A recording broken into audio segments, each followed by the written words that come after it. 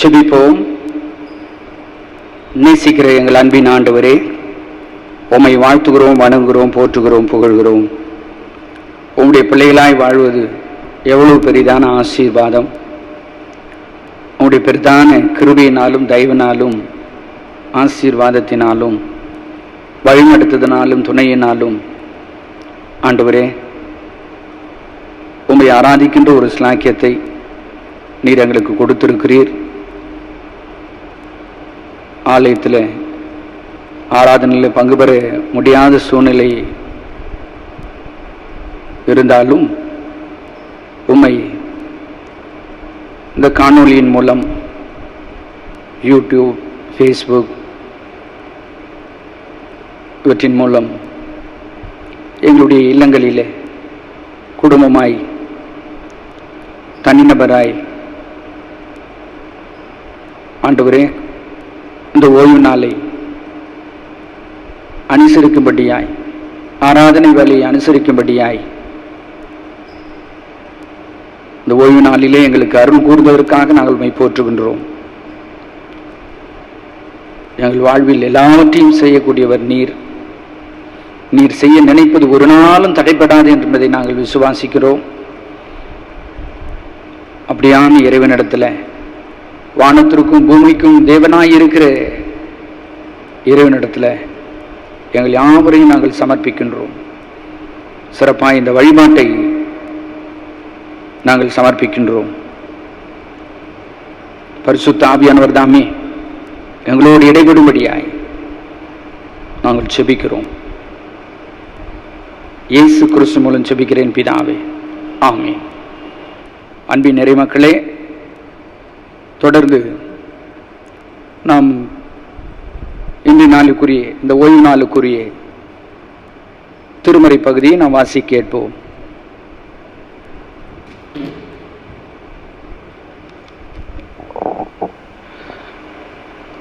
இன்றைய நாளுக்காக வாசிக்கும்படியாக தெரிந்து கொள்ளப்பட்ட சுவிசேஷ வேத பகுதி பரிசுத்த யோவான் எழுதிய நற்செய்தி நூல் 14ஆம் அதிகாரம் வசனங்கள் 14 முதல் 21 வரை.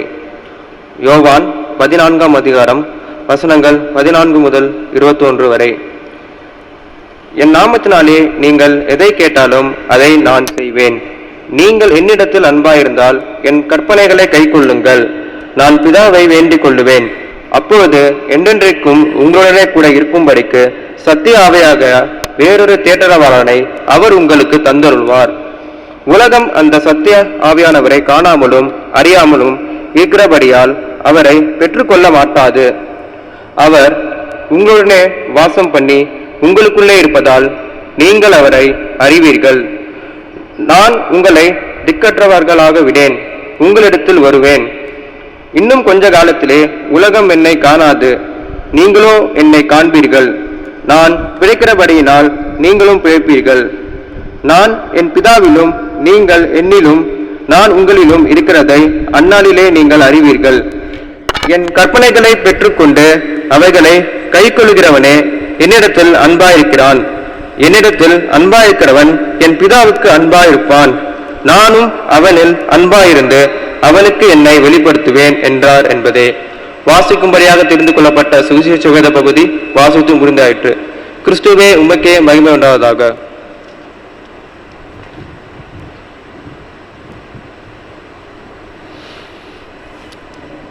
கிறிஸ்துக்குள் மிகவும் பிரியமானவர்களே, உங்கள் யாவரையும் இந்த முகநூல் வாயிலாக சந்திப்பதிலே பெரிய மகிழ்ச்சி அடைகின்றேன். இந்த ஓய்வு நாளுக்குரிய நம்முடைய தியானத்தினுடைய மையம், செம்பொருள் என்னவென்று பார்த்தோம் என்று சொன்னால், promise of the Holy Spirit, promise of the Holy Spirit, தூய ஆவியரின், பரிசுத்த ஆவியரின் வாக்குறுதி. We worship the triune God. நாம் மூவொரு கடவுளை வழிபடுகிறோம். பிதா, குமாரன், பரிசுத்த ஆவி ஆகிய திரியேக கடவுளை நாம் வழிபடுகின்றோம். அந்த திரியேகரில் பரிசுத்த ஆவியானவர் மூவொரு கடவுளில் ஒருவர், திரியேகரில் ஒருவர். பரிசுத்த ஆவியானவர் அவருடைய துணை இல்லாமல் கிறிஸ்தவ ஜீவியம் நம்மால் செய்ய முடியாது, நாம் வாழ முடியாது, நாம் இருக்க முடியாது. Holy Spirit is essential for our Christian living. Promise of the Holy Spirit, பரிசுத்த ஆவியானவரின் வாக்குறுதி என்று சொல்லுகிற போது, முதலாவதாக வாட் இஸ் ப்ராமிஸ் மீன், வாக்குறுதி என்றால் என்ன என்ற ஒரு கேள்வியை நாம் எழுப்பினால், ஒருவர் ஒரு காரியத்தை செய்வதாக செய்யாமல் இருப்பதாக தருகின்ற ஒரு வாக்கு, உறுதிப்பாடு. உதாரணத்துக்கு நாம் திருமண வழிபாட்டை, திருமண ஒப்பந்தத்தை, திருமண உடன்படிக்கை, திருமண வாக்குறுதியை சொல்லலாம். திருமணத்தில் மணமகனும் மணமகளும் என்ன வாக்குறுதி கொடுக்கிறார்கள்? இன்பத்திலும் துன்பத்திலும், வாழ்விலும் தாழ்விலும், சுகத்திலும் சுகவீனத்திலும், மரணம் நம்மை பிரிக்கும் வரை கடவுளுடைய தூய நியமப்படி உன்னை நேசிக்கவும் காப்பாற்றும் வாக்கு கொடுக்கிறேன் என்று சொல்லி, ஆக இந்த வாக்குறுதி, திருமண ஒப்பந்தம், மற்றொன்று இன்னும் அநேக காரியங்களை சொல்லிக்கொண்டே செல்லலாம். நாம் அங்கு கொடுப்பது போல ஒரு வாக்குறுதி. ஆனால் God's promise differ from human being promise. இறைவனுடைய வாக்குத்தத்தம் அல்லது வாக்குறுதி மனிதனுடைய வாக்குறுதியிலிருந்து முற்றிலும் வேறுபட்டது. காரணம், நான் சொன்னது போல திருமண வாக்குறுதி எடுத்துக்கொண்டாலும் இத்தனை பேர் அந்த திருமண வாக்குறுதியை மீறுகிறவர்களாம் இந்த உலகத்தில் இருக்கிறார்கள் என்பது நமக்கு நன்றாக தெரியும். இறைவனுடைய வாக்குறுதி மனிதனுடையது போல் அல்ல. ஏனென்றால் இறைவன் ஒரு காரியத்தை சொல்வார் என்று சொன்னால், வாக்கு கொடுப்பார் என்று சொன்னால், அவர் சொன்னபடி அப்படியே செய்வார். அவர் மனம் மாறுவதற்கும் பொய் சொல்வதற்கும் ஒரு மனிதன் அல்ல. இறைவனிடத்தில் அவர்கள் வாக்குத்தத்தங்கள் எல்லாம் ஆம் என்று, ஆமேன் என்று இருக்கிறது. ஒரு காரியத்தை இறைவன் வாக்கு கொடுப்பார் என்று சொன்னால் அப்படியே நடக்கும். உதாரணத்துக்கு ஆபிரகாமை எடுத்துக்கொள்வோம். 75 வயதாக இருக்கிற பொழுது சரீரம் செத்து போன ஆபிரகாமுக்கும் சாராளுக்கும் கர்த்தர் வாக்கு கொடுக்கிறார், ஒரு குமாரனை தருவதாக. கிட்டத்தட்ட 25 வருடங்களுக்கு பிறகு நிறைவேறுகிறது. 100 வயது ஆகிற வேளையில் அவர் சொன்னபடி சரீரம் செத்த இருவருக்கு, நான் உனக்கு உன் சந்ததியை ஆசீர்வதிப்பேன், வானத்து நட்சத்திரங்களை போல கடற்கரை மணலை போல பெருக பண்ணுவேன் என்று சொன்னவர் சாத்தியக்கூறே இல்லை. ஆனால் God gave promise to Abraham and Sarah. ஆனால் என்ன நடந்தது? வாக்கு கொடுக்கிறவர் இறைவன் அல்லவா, அந்த வாக்கு தத்தத்தை அப்படியே அவர் நிறைவேற்றுகிறார். 100 வயதில் சாராளுக்கும் ஆபிரகாமுக்கும், ஆபிரகாமுக்கு 100 வயது, சாராளுக்கும் கர்த்தர் ஈசாக்கை கொடுக்கிறார். ஆக இறைவன் தருகிற வாக்கு அது அப்படியே நிறைவேறும். பரிசுத்த ஆவியாரின் வாக்குறுதி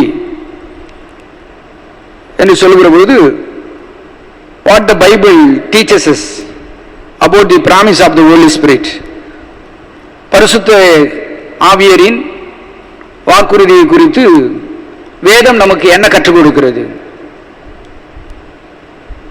அதை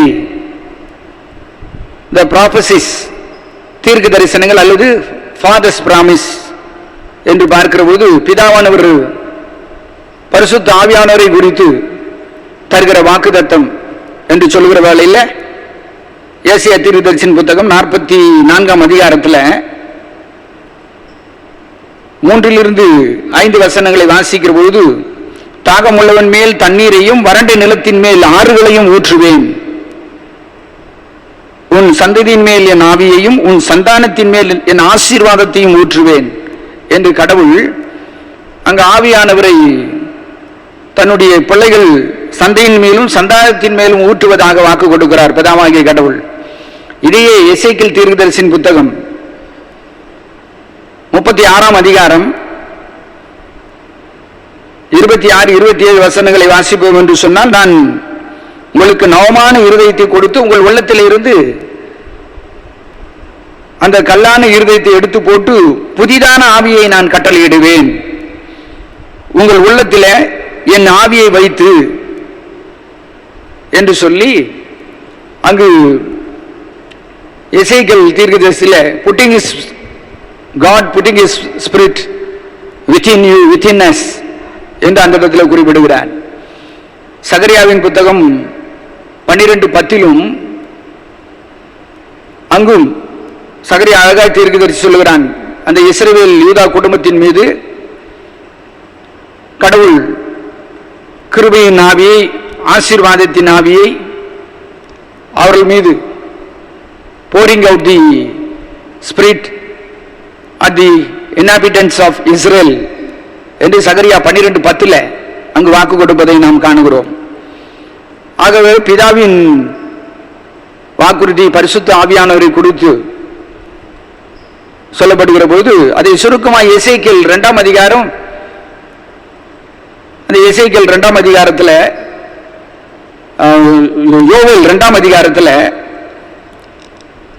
28ஆம் வசனத்தில் யோவேல் தீர்க்கதரிசி அழகாய் சொல்லுகிறார், நான் மாம்சமான யாவர் மேலும் என் ஆவியை ஊற்றுவேன் என்று சொல்லி, மாம்சமான யாவர் மேலும் என் ஆவியை ஊற்றுவேன் என்று சொல்லி, இது பிதாவாகிய கடவுள் பரிசுத்த ஆவியானவரை குறித்து தருகிற வாக்குறுதி. அடுத்து குமாரனாகிய கடவுளின் வாக்குறுதி தூய ஆவியானவரை குறித்து, அது வாசி கேட்ட சுவிசேஷ பகுதி பரிசுத்த யோவான் எழுதின சுவிசேஷம் 14ஆம் அதிகாரம், அங்கு 16ஆம் வசனத்தில், நான் பிதாவை வேண்டிக் கொள்வேன், அப்பொழுது என்றென்றைக்கும் உங்களுடனே கூட இருக்கும்படி சத்திய ஆவியாகிய வேறொரு தேற்றவாளனை அவர் உங்களுக்கு தந்தருளுவார். சத்திய ஆவியாகிய வேறொரு தேற்றவாளனை அவர் உங்களுக்கு தந்தருவார் என்று சொல்லி பிதா குமாரனாகிய கடவுள் பரிசுத்த ஆவியானவர் குறித்து வாக்குறுதியை அங்கு குறிப்பிடுவதை நாம் காணுகின்றோம். தொடர்ந்து இந்த திருமறை பகுதியிலே வாசிக்கிற பொழுது need for the promise of the Holy Spirit, தூய பரிசுத்த ஆவியரின் வாக்குறுதிக்கு என்ன தேவை, எப்படி என்ன அவசியம், எப்படி? ஏனென்றால் நான் உனக்கு இந்த காரியத்தை செய்வேன், இந்த காரியத்தை செய்யாமல் இருப்பேன், இதை கொடுப்பேன் என்று சொல்லி ஒருவர் வாக்கு கொடுக்கிறார் என்று சொன்னால் அதற்கு தேவை உண்டு, காரணம் இருக்கும், அவசியம் இருக்கும். அவசியம் இல்லாமல் யாரும் யாருக்கும் வாக்கு கொடுக்க மாட்டார்கள். அப்படி இறைவனும் இந்த தூய பரிசுத்த ஆவியானவரின் வாக்குறுதி பிதாவாகிய கடவுளும் குமாரனாகிய கடவுளும் கொடுக்கிறார்கள் என்று சொன்னால் அதற்கான அவசியத்தை யோவேல் தீர்க்கதரிசியின் புத்தகத்தில் நான் வாசிக்கிற பொழுது மிகவும் அழகாய் தெள்ள தெளிவாய் இருக்கிறது. 2ஆம் அதிகாரத்தில் தான் 28 சொல்கிறார், மாம்சமான யாவர் மேலும் என் ஆவியை ஊற்றுவேன். எந்த சூழ்நிலையில், எந்த கான்டெக்ஸ்ட்ல என்று பார்த்தோம் என்று சொன்னால், பாருங்கள், இந்த 2ஆம் அதிகாரம் எதை குறித்து பேசுகிறது என்று சொன்னால், நீங்கள் உபவாசத்தோடு, அழுகையோடு, புலம்பலோடு, உங்கள் முழு இருதயத்தோடு என்னிடத்தில் திரும்புங்கள். ஏனென்றால் கர்த்தருடைய நாள் அது பெரிதும் மகா பயங்கரமாய் இருக்கிறது, அதை சகிக்கக்கூடியவன் யார் என்று யோவேல் 2ஆம் அதிகாரம் 11-12 வாசிக்கிறோம். நீங்கள் உங்கள் வஸ்திரங்களை அல்ல, 13ஆம் வசனத்தின்படி உங்கள் இருதயங்களை கிழித்து உங்கள் தேவனாய் கர்த்தரிடத்தில் திரும்புங்கள். அவர் இரக்கமும் உருக்கமும் நீடிய சாந்தமும் மிகுந்த கிருபையும் உள்ளவர், அவர் தீங்குக்கு மனஸ்தாபப்படுகிறவருமாய் இருக்கிறார். ஒருவேளை அவர் திரும்பி மனஸ்தாபப்பட்டு உங்கள் தேவனாய் கர்த்தருக்கு போஜன பலிகளை, பான பணிகளை செலுத்துகிறதற்கான ஆசீர்வாதத்தை தந்துள்ளுவார் என்று சொல்லி அந்த திருமறை பகுதியில் சொல்வதோடு, நம்முடைய நடைமுறை வாழ்க்கையில நாம் இந்த COVID-19 சிச்சுவேஷன்ல என்ன ஃபேஸ் பண்ணுகிறோமோ அதை இந்த யோவேல் 2ஆம் அதிகாரம் 15 அந்த தீர்க்கதரிசி அழகாய் சொல்கிறான், சீயோனிலே எக்காலம் ஊதுங்கள், பரிசுத்த உபவாசத்தை நியமியுங்கள், விசேஷித்த ஆசரிப்பை கூடுங்கள், ஏனென்றால் ஜனத்தை கூட்டுங்கள், சபையை பரிசுத்தப்படுத்துங்கள் என்று. ஏனென்றால் இப்பொழுது சபையை கூட முடியவில்லை, ஜனங்கள் கூட முடியவில்லை, ஆலயம் தொழுகை இல்லை, எல்லாம் ஓய்ந்து போனது, எல்லாம் நின்று போனது. அப்படிப்பட்ட ஒரு வெறுமையான ஒரு சூழ்நிலை. ஆகவே இவர் சொல்கிறார், நீங்கள் கர்த்தரிடத்தில் திரும்புங்கள். அப்பொழுது என்ன நடக்கும் என்றால், அவர் தமது ஜனங்களுக்காக வைராக்கி வைத்து கர்த்தர் மறுமொழி கொடுத்து அவர் எல்லா தீங்கிலும் இருந்து விடுவிப்பார். தேசமே நீ பயப்படாதே, மகிழ்ந்து களி கூறு. யோவேல் 2:21. கர்த்தர் பெரிய காரியங்களை செய்வார். நாம் பயந்து கொண்டிருக்கிற சூழ்நிலை கடவுள் எப்படியான வாக்குத்தத்தங்களை கொடுக்கிறார் பாருங்கள். வெளியின் மிருகங்களே பயப்படாதேயுங்கள், மரணாந்திரத்தில் மேய்ச்சல் உண்டாகும், விருட்சங்கள் காய்களை காய்க்கும், அத்திமரம் திராட்சை செடியும் பலனி தரும். சீயோன் குமாரரே, உங்கள் தேவனாய கர்த்தருக்குள் மகிழ்ந்து களி கூறுங்கள். அவர் முன்மாரியும் பின்மாரியும் தருவார். கலங்கள் தானியத்தினால் நிரப்பப்படும், ஆலைகள் திராட்சரசமும் எண்ணெயும் வழிந்தோடும். நான் உங்களுக்கு அனுப்பினேன், உங்களை தண்டிப்பும்படியாய் நான் அனுப்பினேன் வெட்டுக்கிளி, பச்சை கிளிகள், முசுக்கொட்டை பூச்சிகள், பச்சை புழுக்கள், பட்சித்த வருஷங்களின் விளைச்சலை உங்களுக்கு நான் திரும்ப தருவேன். ஆகவே நீங்கள் சம்பூரணமாய் சாப்பிடுவீர்கள், என் ஜனங்கள் ஒருபோதும் வெட்கப்பட்டு போவதில்லை என்று கடவுள் ஒரு பெரிய வாக்குறுதியை கொடுத்து அதனுடைய கிரேட்டஸ்ட் ஒரு பிளஸிங், கிரேட்டஸ்ட் ஒரு பிராமிஸாக பரிசுத்த ஆவியானவரை பிதாவாகிய கடவுள் குறிப்பிடுகிறார் 22. மாம்சமான யாவர் மேலும் என் ஆவியை நான் ஊற்றுவேன், என் ஆவியை நான் ஊற்றுவேன் என்று சொல்லி அது கிரேட்டஸ்ட் பிராமிஸை ஆண்டவர் அங்கு கொடுக்கிறார். இது இஸ்ரவேல் தேசம், இன்னும் குறிப்பாய் சொல்ல வேண்டும் என்றால் பீப்புள் ஆஃப் ஜூடா, அந்த தேசத்திற்கு கடவுள் கொடுக்க இருக்கிற ஒரு புதிய மறுவாழ்வு, வறட்சியிலிருந்து பலமான வாழ்விற்கு கர்த்தர் அங்கு வாக்கு கொடுக்கிறார். Restoration of the nation of Judah. அப்போதுதான் இந்த பரிசுத்த ஆவியானவரின் குறித்ததான வாக்குத்தத்தத்தை கடவுள் கொடுக்கிறார். மாம்சமான என் யாவர் மேலும் என் ஆவியை நான் ஊற்றுவேன் என்று சொல்லி. இதே காரியத்தை யோவான் 14ஆம் அதிகாரத்தில் 14ஆம் அதிகாரம் 15 21 வசனங்களை வாசிக்கிற பொழுது அங்கு அருமை இரட்சகர் இயேசு கிறிஸ்து தன்னுடைய சீடர்கள், இயேசுவானவர் இந்த உலகத்தை விட்டு எடுத்துக்கொள்ள போகிறார். He is going to face death. After his death he is going to be resurrected. After the resurrection he is going to be taken up into heaven. ஆகவே தன்னையே நம்பி வாழ்ந்த சீடர்கள் தன்னுடைய பிரிவுக்கு பிறகு என்ன ஆகும் அவர் சொல்லுகிற பொழுதே அவர் கலங்குகிறார்கள். ஆகவே தான் யோவான் 14ஆம் அதிகாரம் 1ஆம் வசனத்தில் உங்கள் இருதயம் கலங்காதிருப்பதாக என்று ஆண்டவர் யோவான் 14ஆம் அதிகாரம் 1ஆம் வசனத்தில் எழுதுகிறார். தேவனிடத்தில் விசுவாசமாயிருங்கள், என்னிடத்தில் விசுவாசமாயிருங்கள் என்று சொல்லி அங்கு அநேக காரியங்களை சொல்லிக்கொண்டே வருகிறவர், திக்கற்றவர்களாய் நாங்கள் உங்களை விட போவதில்லை, நீங்கள் கலக்கப்பட வேண்டிய அவசியமில்லை என்று கலங்கி இருக்கிற இயேசுவானவருடைய பிரிவுக்கு பிறகு என்ன நடக்குமோ என்று பீதியோடு பயந்து இருக்கிற மக்களுக்கு, அவருடைய அடியார்களுக்கு, சீடர்களுக்கு கடவுள் கொடுக்கிற ஒரு பெரிதான ஒரு ஆசீர்வாத வார்த்தை, வாக்குறுதி, பரிசுத்த ஆவியானவரை குறித்த வாக்குறுதி. அதைதான் யோவான் 14ஆம் அதிகாரத்தில் 16 அவர் சொல்லுகிறார், நான் பிதாவை வேண்டிக் கொள்வேன், அப்பொழுது என்றென்றைக்கும் உங்களுடனே கூட. ஏனென்றால் இப்பொழுது இவர் இந்த உலகத்திலிருந்து இயேசுவானவர் எடுத்துக்கொள்ளப்பட போகிறார். ஆகவே அவர்களுக்கு சொல்கிறார், நான் எடுத்துக்கொள்ளப்பட்டாலும் எப்பொழுதும் என்றென்றைக்கும் உங்களுடனே கூட இருக்கும்படி சத்திய ஆவியாகி வேறொரு தேற்றவாளனை அவர் உங்களுக்கு தந்தருவார், என் பிதா உங்களுக்கு தந்தருவார் என்று சொல்லி பிதாவாகிய கடவுள் கொடுக்க போகிற தேற்றவாளனை, பெரக்கலட்டாஸ், இன்னும் அவர் தேற்றவாளன், அவருக்கு வேறொரு, அந்த வார்த்தைக்கு வேறொரு பொருள் என்னவென்று சொன்னால் துணையாளன், ஹெல்பர், எப்பொழுதும் உடன் இருக்கிற ஹெல்பர். ஆக the need for the promise of the Holy Spirit என்று பார்க்கிற பொழுது அது எதற்கு என்று சொன்னால், யோவேல் அங்கு யூத மக்கள், வறட்சியான யூத சூழ்நிலையை மாற்றி ஆசீர்வாதம், ரெஸ்டரேஷன். யோவேல் குறிப்பிடுகிறார், கலக்கத்தில் இருக்கிற சீடர்களுக்கு ஒரு பெரிய ஆறுதல், ஒரு நம்பிக்கை, ஒரு தைரியம். ஏனென்றால் இயேசு உடன் இல்லை என்றால் உடன் இருக்க போகிற, எப்பொழுதும் உடன் இருக்க போகிற தூய ஆவியானவரை பிதா அனுப்புவார், நான் போனால்தான் அவர் வருவார் என்று சொல்லி இயேசுவானவர் குறிப்பிடுகிறார். அடுத்து reason for the promise of the Holy Spirit. எதற்கு பரிசுத்த ஆவியானவரை கொடுக்க வேண்டும், எதற்கு தூய ஆவியானவரின் வாக்குறுதி உங்களுக்கு நான் தருகிறேன் என்று பிதாவாகிய கடவுளும் குமாரனாகிய கடவுளும் கொடுக்க வேண்டும் என்று சொன்னால், யோவேல் தீர்க்கதரிசியின்படி வளமான வாழ்விற்கு, புதிய வாழ்விற்கு, அந்த புதிய வாழ்வை, வளமான வாழ்வை தக்க வைத்துக் கொள்வதற்கு.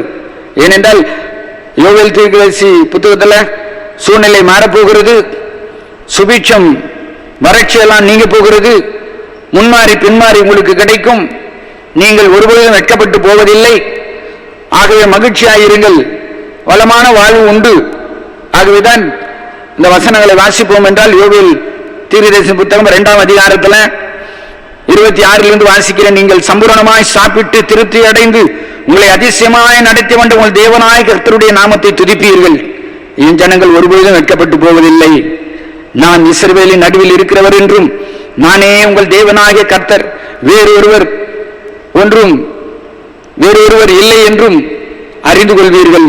என் ஜனங்கள் ஒருபொழுதும் வெட்கப்பட்டு போவதில்லை என்று சொல்லி பிறகு அந்த வசனம் எப்படி தொடங்குது பாருங்க. 28 அதற்கு பின்பு எதற்கு பின்பு இந்த ரெஸ்டோரேஷன், வறட்சி, ஆசீர்வாத மழை பெய்ய தொடங்கிய பின்பு, அதற்கு பின்பு நான் மாம்சமான யாவரிலும் என் ஆவியை ஊற்றுவேன். அப்படி என்றால் புதிய ஒரு வாழ்க்கை, அந்த புதிய வளமான வாழ்விற்கு இந்த பரிசுத்த ஆவியானவர் தேவை. பரிசுத்த ஆவியானவர் துணை இல்லாமல் வாழ முடியாது.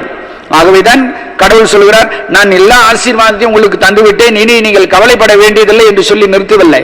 அதற்கு பதிலாக அவர் சொல்லுகிறார், அதற்கு பின்பு நான் மாம்சமான யாவர் மேலும் என் ஆவியை ஊற்றுவேன். ஊற்றப்படுவதற்கு காரணம், அவர் இறைவன் தருகிற அந்த வளமான வாழ்வை தக்க வைத்துக் கொள்ள வேண்டும் என்ற, அந்த புதிய வாழ்வில் வாழ வேண்டும் என்று சொன்னால், அந்த வளர்ச்சியிலே நிலைத்திருக்க வேண்டும் என்று சொன்னால், அதற்கு அடிப்படை தேவை பரிசுத்த ஆவியானவர், தூய ஆவியானவர். இதேதான் யோவான் 14ஆம் அதிகாரத்தில் 17 வாசிக்கிறோம். கலக்கத்தில் இருக்கிறவர்களுக்கு ஆண்டவர் சொல்கிறார், கலக்கப்பட வேண்டிய அவசியம் இல்லை, உங்கள் இருதயம் கலங்க வேண்டாம். ஏனென்றால் நான் தூய ஆவியானவரை என் பிதா உங்களுக்கு அனுப்ப போகிறார். நான் போனால் அவர் வருவார். அவர் வந்து உங்களுக்குள்ளே வாசம் பண்ணி நமக்குள்ளே அவர் எப்பொழுதும் இருப்பார் என்று சொல்லி. ஆக வெற்றி வாழ்க்கைக்கு, சாட்சியின் வாழ்க்கைக்கு நம்மால் வாழ முடியாது. நமக்கு ஒரு துணையாளன் தேவை, ஒரு ஹெல்ப்பர் தேவை, ஒரு தேற்றவாளன் தேவை. ஆகவே அந்த பரிசுத்த ஆவியாகிய கடவுளை இறைவன் கொடுத்திருக்கிறார். சுருக்கமா சொல்லணும்னா, we are living in the era of Holy Spirit. பரிசுத்த ஆவியானுடைய காலத்தில் நாம் வாழ்ந்து கொண்டிருக்கிறோம். அதனால்தான் பவுல் அழகா சொல்வார், உங்களுக்குள் நீங்கள் பெற்றிருக்கிற தூய ஆவியானவரை நீங்கள் துக்கப்படுத்த வேண்டாம் என்று. அடுத்து நாம் சிந்திக்க வேண்டியது result of the promise of the Holy spirit.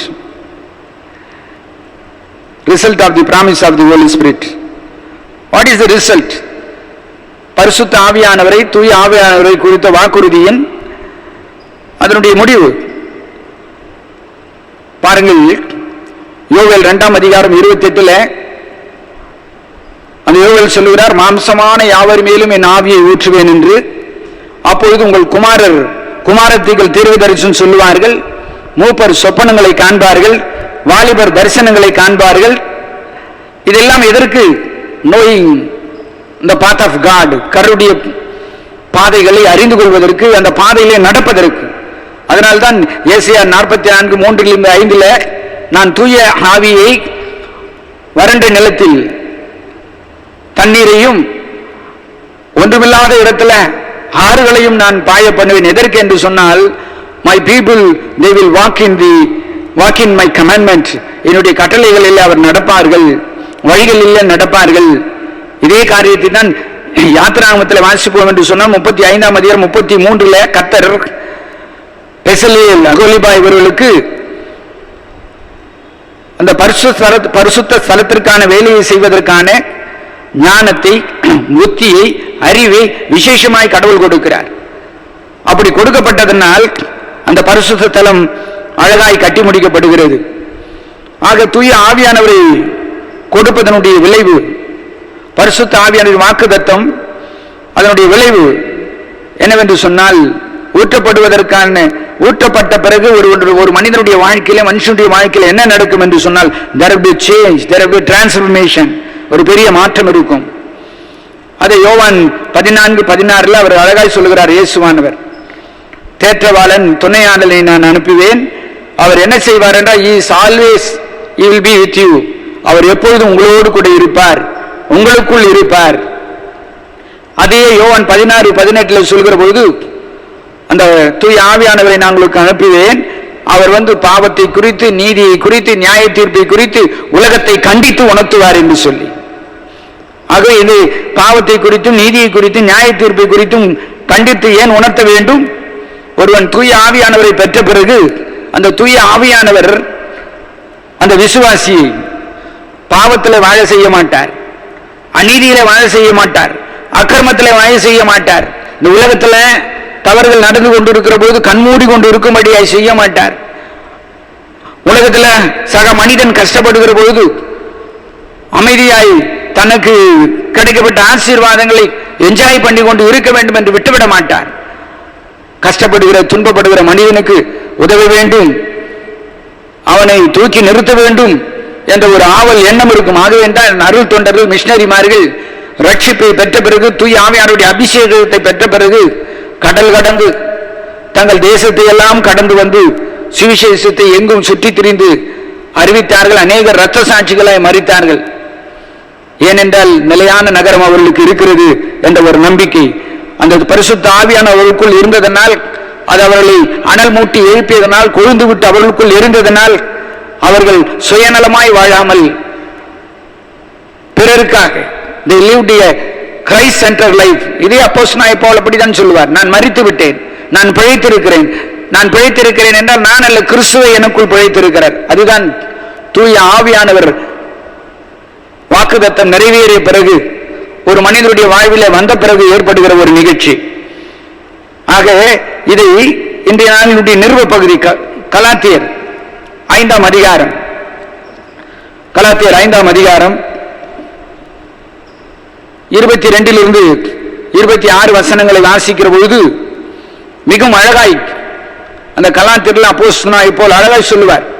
16 வாசிக்கிற பொழுது, பின்னும் நான் சொல்லுகிறது என்னவென்றால், ஆவிக்கேற்றபடி நடந்து கொள்ளுங்கள், அப்பொழுதும் மாம்ச இச்சையை நிறைவேற்றாதிருப்பீர்கள் என்று.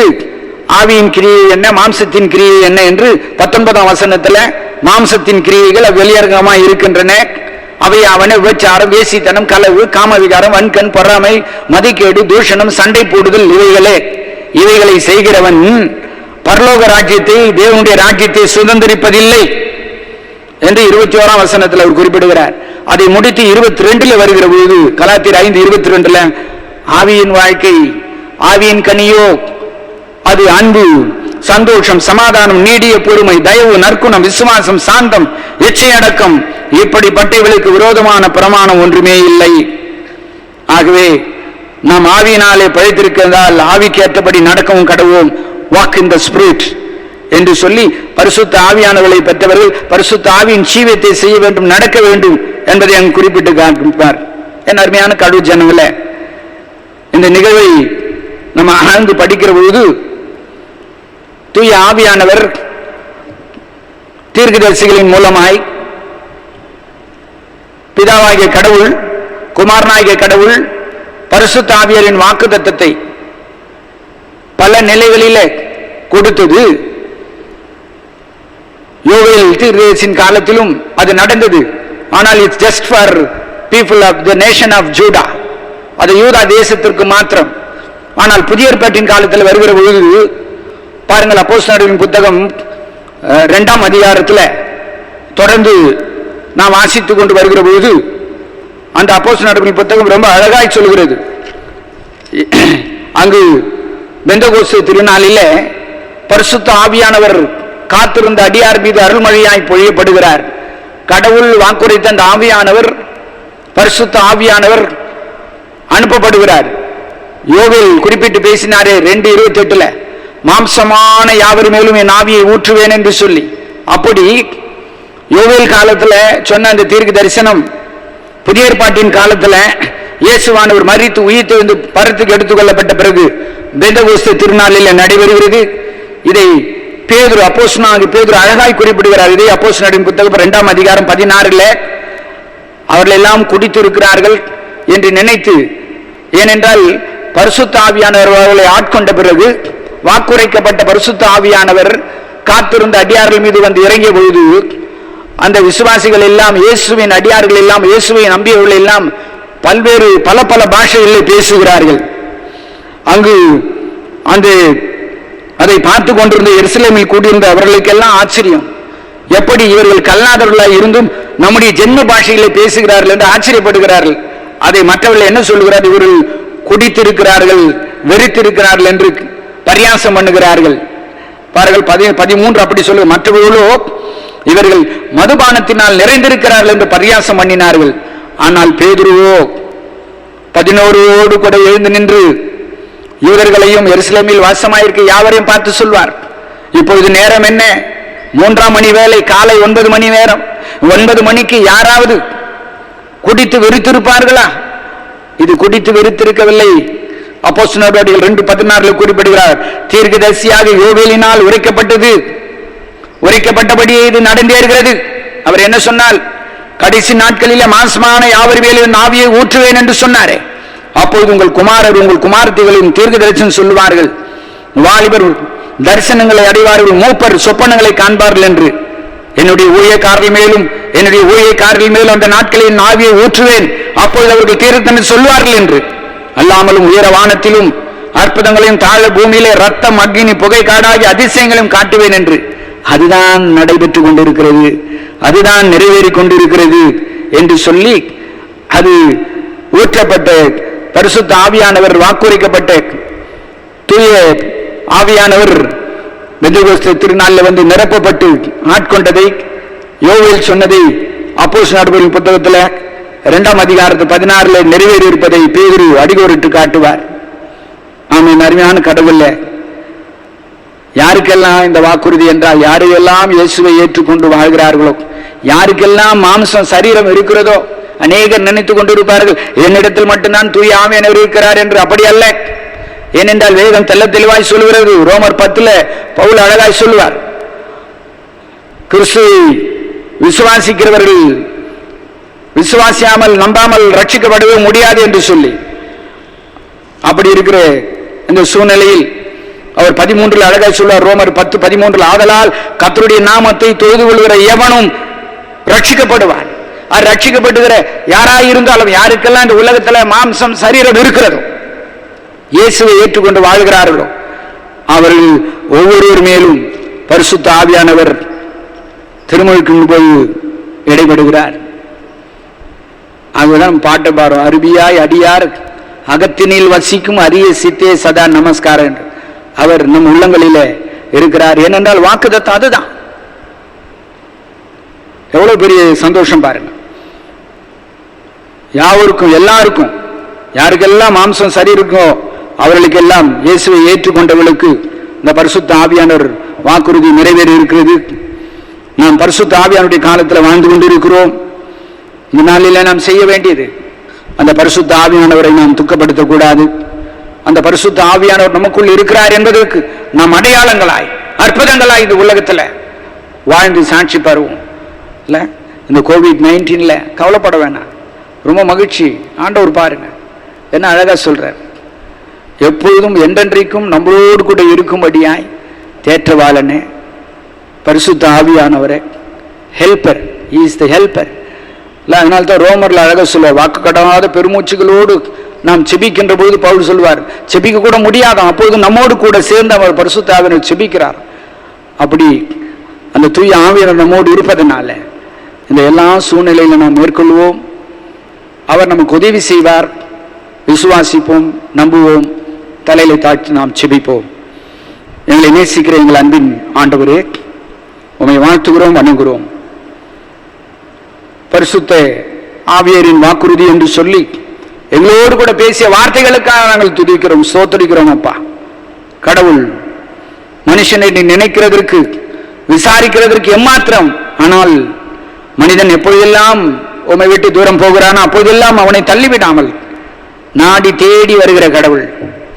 ஆண்டவரே, மனுகுலத்திற்காய் மரித்து உயிர்த்தெழுந்த கடவுள், இந்த மனுகுலம் தொடர்ந்து ஆசீர்வாதமான பாதையில வாழ, ஏனென்றால் தூய ஆவியானவர் துணை இல்லாமல் நாங்கள் சாட்சி பகரவே முடியாது. இதை அப்போஸ்தலர் நடபடிகள் 1 அதிகாரம் 8 வசனத்தில் வாசிக்கிறோம். பரிசுத்த ஆவியானவர் உங்களிடத்தில் வருவார், அப்பொழுது நீங்கள் பலனடைந்து எருசலேமிலும் சமாரியாவிலும் ஏன் பூமியின் கடைசி பரியந்தம் எனக்கு சாட்சிகளாக இருப்பீர்கள் என்று சொல்லி அங்கு வாக்கு கொடுக்கப்பட்டிருக்கிறதை நாங்கள் உணர்கிறோம். அப்பா, ஆமாண்டவர், அந்த தூய ஆவியானவர் துணை இல்லாமல் எங்களால் சாட்சி பகர முடியாது, கிறிஸ்தவ வாழ்வு வாழ முடியாது. வாக்குரைத்தபடி அந்த தூய ஆவியானவர்களுக்கு அருளப்பட்டு இருப்பதற்காக நன்றி செலுத்துகிறோம். அவரை மீண்டும் மீண்டும் எங்கள் செயலினால் துக்கப்படுத்தாமல் பரிசுத்த ஜீவியம் செய்ய நீர் கிருபை தாரும். பரிசுத்தம் இல்லாமல் ஒருவனும் உம்மை தரிசிப்பது முடியாத காரியம். ஏனென்றால் நாங்கள் வழிபடுகிற கடவுள் பரிசுத்தர், பரிசுத்தர், பரிசுத்தர். அந்த பரிசுத்த வாழ்வுக்கு நீ தந்திருக்கிறது தூய ஆவியானவருக்காக ஸ்தோத்திரம்.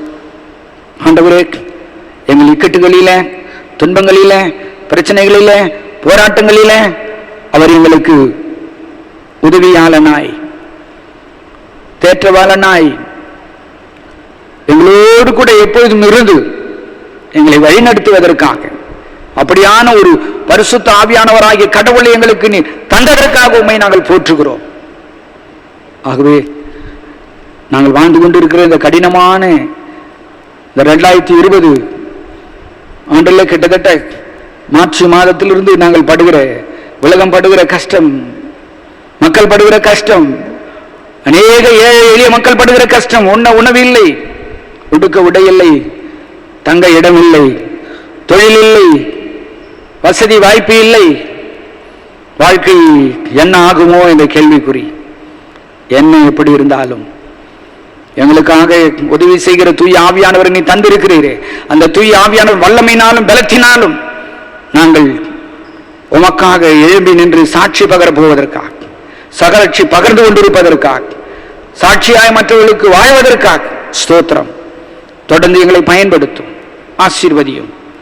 அந்த தூய ஆவியின் அனலினாலே, வல்லமையினாலே நாங்களும் ஆதி திருச்சபை மக்களை போல, ஆதி அப்போஸ்தலரை போல கொழுந்து விட்டு ஏறி நீர் கிருபைதார். இந்த வசனத்தை கேட்ட நம்பிய யாவரையும் நீர் ஆசீர்வதியும்.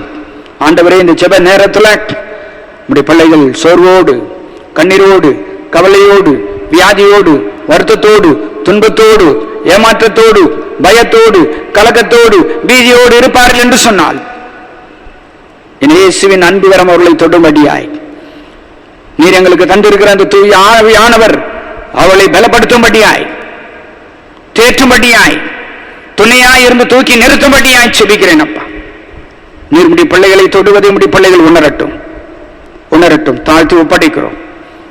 இரட்சகர் இயேசு கிறிஸ்து வெளியேற பெற்ற நாமத்தில் செபிக்கிறேன் பிதாவே, ஆமென். நமது ஆண்டவராகிய இயேசு கிறிஸ்துவினுடைய கிருபை, பிதாவாகிய தேவனுடைய அன்பு, பரிசுத்த ஆவியாருடைய அந்யோன்யம் அனைவரோடும் இன்றும் என்றும் சதா காலம் நிலைத்திருப்பதாக. ஆமென். God bless you all.